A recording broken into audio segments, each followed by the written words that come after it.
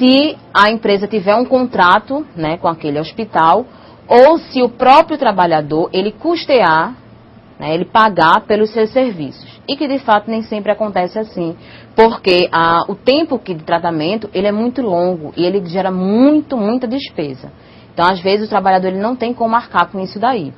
E também existem empresas que elas acabam não pagando pela atividade do funcionário, porque não existe nenhuma lei, né, que fale que eles são obrigados a custear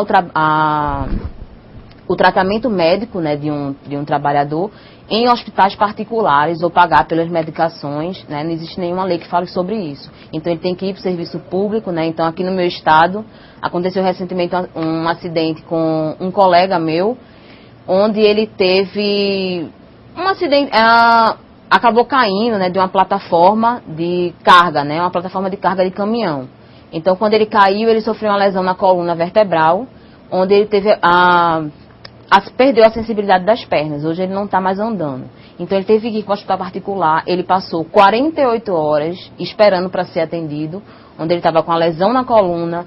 Ele teve também uma fratura, né, no ombro esquerdo. Então ele ficou ali aguardando 48 horas para ser atendido e mais uma semana de avaliação, porque não havia médico nenhum que pudesse atendê-lo.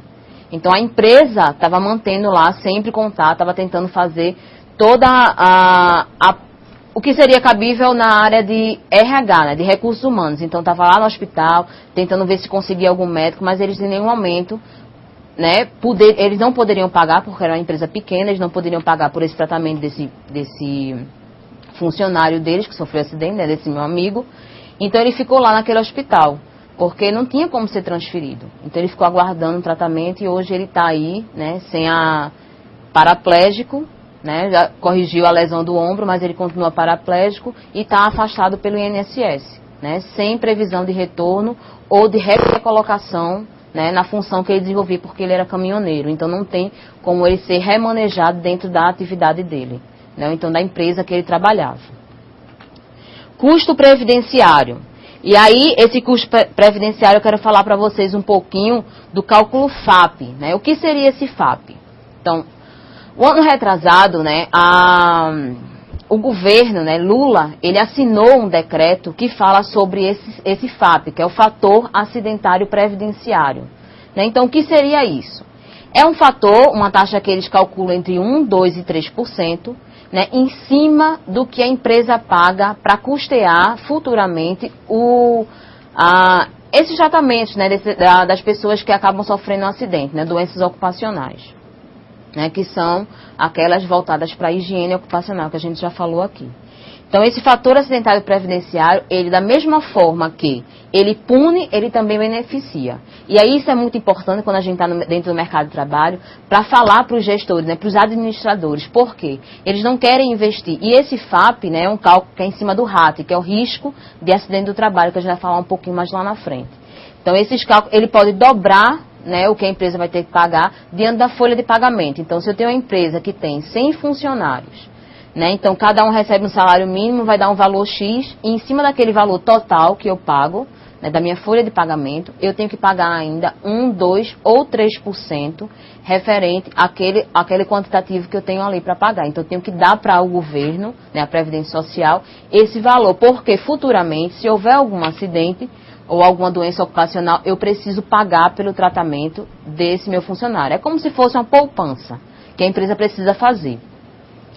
Então, existem empresas que elas investem em segurança. E Lula sancionou esse decreto, né, essa lei, onde ele focava muito isso. Então, o que é que ele estava querendo? Ele queria que as empresas elas passassem a investir para que reduzissem essa taxa, esse ônus que eles pagavam. O RAT, né, o risco de acidente do trabalho, né, é um cálculo que é feito sobre, de acordo com a ocupação das empresas. Né? Existe o CID, né, o CID é o código da doença, onde eles vão avaliando lá e eles vão classificando as empresas. Né? Além do grau de risco que a gente tem no CNAE, né, na NR4, que Maurício falou para vocês, existe também essa classificação de risco 1, 2 ou 3 para essas empresas de acordo com o CID. Né, foi feito um estudo, né, sobre o nexo técnico epidemiológico, onde eles fizeram um levantamento e viram, para aquele tipo de atividade da empresa, né, vou citar um exemplo para vocês, né, para empresas que trabalham, tem muitas caixas registradoras, né, exemplo, né, esses grandes supermercados. Então, eles são classificados num grau de risco X, né, 2. Então, todo grupo de supermercados é classificado no grau de risco 2, por exemplo. Então, eles têm que pagar 2% da folha de pagamento deles. Se, ao final do exercício, né, do ano anterior, né, que eles precisam comunicar, né, quanto eles investiram em segurança, e ver que não houve investimentos, né, ou que a taxa deles de acidentes, né, de doenças ocupacionais ou acidentes, está acima da média daquele grupo, eles podem dobrar, né, esse fator que eles vão ter que pagar. Ou seja, ao invés de pagar 2%, eles passariam a pagar 4% da folha de pagamento. Então, isso é um custo muito alto para a empresa conseguir se manter. Então, investir em segurança é muito mais viável. Né? Então, o custo, né, previdenciário, ele altera esse cálculo FAP fortemente e impactado por essa nova regulamentação. Por quê? As doenças ocupacionais hoje, elas geram um custo 2 vezes maior que de um acidente do trabalho. Por que isso? Porque o acidente do trabalho, a gente já viu que, dependendo da lesão, o funcionário ele pode voltar à atividade ou ser recolocado. No caso de doenças ocupacionais, às vezes ele vai ficar afastado e não tem previsão de volta. Ou seja, ele vai ter uma aposentadoria especial, vai ser aposentado ou por invalidez, né, ou porque não pode voltar a ser inserido no mercado novamente, independente de qual seja a atividade. Certo? Além disso, tem o contencioso trabalhista. Isso aí foi um dado que eu trouxe para vocês, né, daqui de algumas empresas lá do Brasil. Né? Então, existem empresas, né, que pagam indenizações a funcionários de até R$300 mil por caso. Então, imaginem vocês, uma empresa que ela não investe em segurança, né, que não investe no controle, né, desses ambientes insalubres, ela vai ter aí R$300 mil em média por cada caso que ela vai ter que pagar. Então, é muito dinheiro. Então, por exemplo, existem casos de perda auditiva, né, um funcionário teve perda auditiva, ele entrou contra a empresa, né, na causa trabalhista, e ele teve que ganhar R$200 mil. A empresa teve que pagar para ele esse R$200 mil. Então é um valor muito alto para ela tirar daquele ganho, daquele lucro, né, que ela tem.